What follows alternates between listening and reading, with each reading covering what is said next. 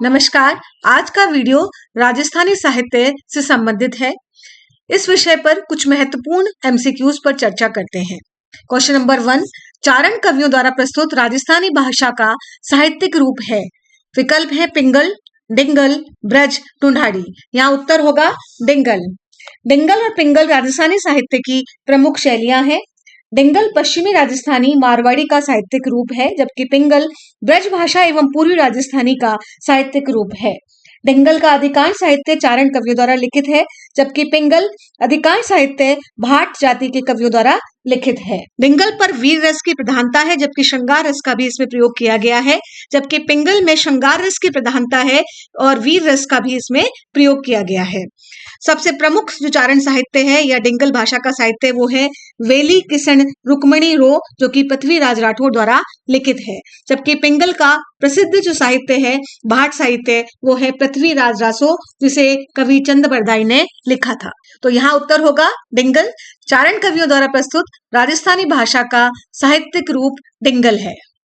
Question number 2, चारण साहित्य का प्रसिद्ध ग्रंथ सूरज प्रकाश किसके द्वारा लिखा गया? विकल्प है शिवदान, सागरदान, कर्णीदान और गार्डन। यहाँ उत्तर है कर्णीदान। कर्णीदान कविया इनका पूरा नाम था। इन्होंने प्रसिद्ध ग्रंथ सूरज प्रकाश की रचना की। कविया शाखा के चारण कर्णीदान जोधपुर महाराजा अभय सिंह के आश्रित कवि थे।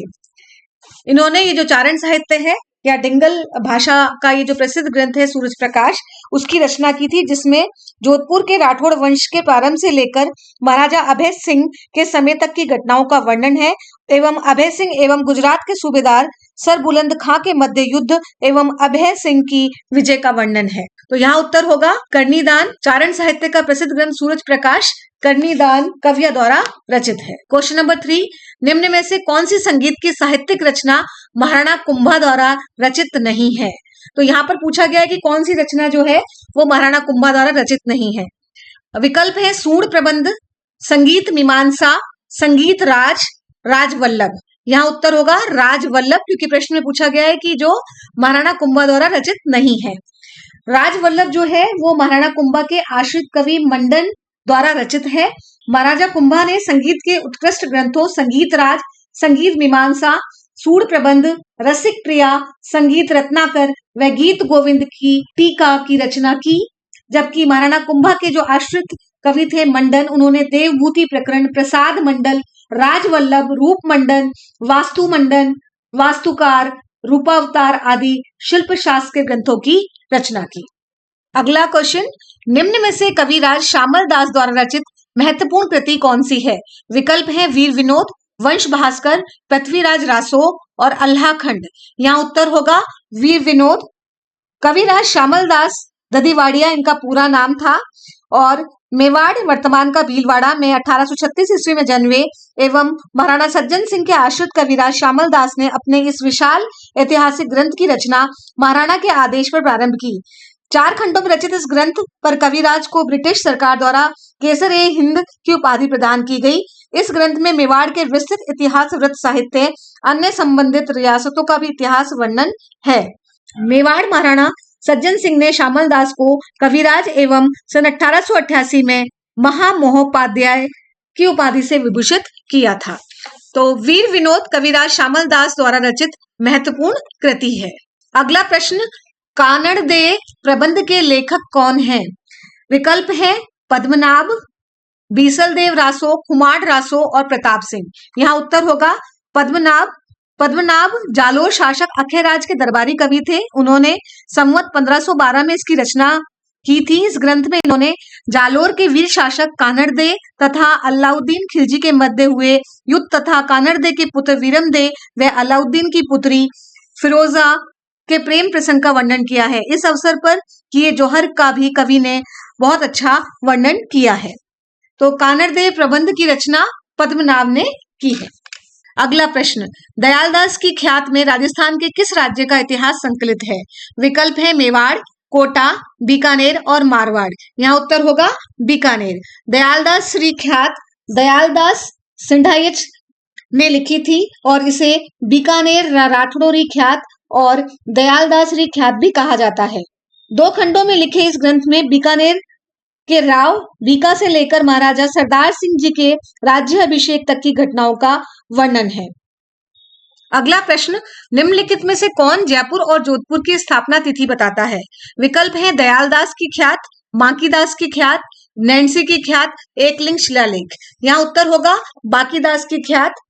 बांकीदास जोधपुर महाराजा मानसिंह के कृपा पात्र कवि व उनके काव्य गुरु थे। इन्होंने बांकीदास री ख्यात की रचना की। यह ग्रंथ राजस्थान का इतिहास जानने का एक प्रमुख स्रोत है।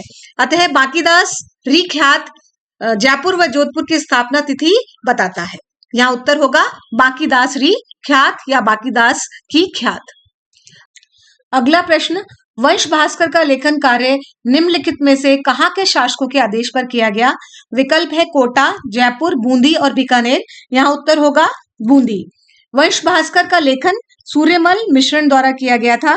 आधुनिक राजस्थानी काव्य के नव जागरण के पुरोधा श्री सूर्यमल मिश्रण का हरना गांव बूंदी में जन्म हुआ था। ये बूंदी नरेश महाराव राम सिंह के राज्य आश्रित कवि थे। सूर्यमल मिश्रण आधुनिक काल के प्रथम तथा डिंगल परंपरा के अंतिम महान कवि थे। मिश्रण जी ने वंश भास्कर की रचना 1840 में प्रारंभ की और यह बूंदी राज का पद्यात्मक इतिहास है। इसे महाभारत के समान एक विश्वकोशीय ऐतिहासिक काव्य की संज्ञा दी गई है।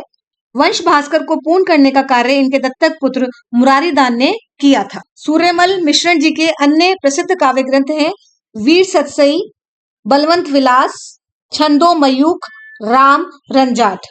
अतः सूर्यमल मिश्रण द्वारा रचित वंश भास्कर का संबंध बूंदी से है। अगला प्रश्न, कवि सूर्यमल मिश्रण की रचनाएं किस भाषा में है? विकल्प है हाड़ौती, ढूंढाड़ी, मेवाड़ी, मारवाड़ी और यहाँ उत्तर होगा हाड़ौती। अगला प्रश्न, धरती धोरारी व पाथल और पीथल जैसी अमर रचनाओं के रचयिता हैं। विकल्प है माणिक्यलाल वर्मा, पंडित भरत व्यास, तारा प्रकाश और कन्हैया लाल सेठिया।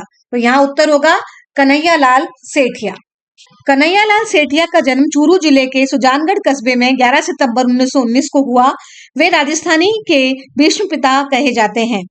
पाथल और पीथल इनकी महत्वपूर्ण रचना है जिसमें उन्होंने महाराणा प्रताप की स्थिति का मार्मिक चित्रण कर यह स्पष्ट किया है कि इन्होंने मेवाड़ की स्वतंत्रता के लिए कितने कष्ट सहे। मिंजर, लीलटास, हेमानी, मायड रो हेलो, रमणीय रसोठा आदि इनकी प्रमुख कृतियां हैं।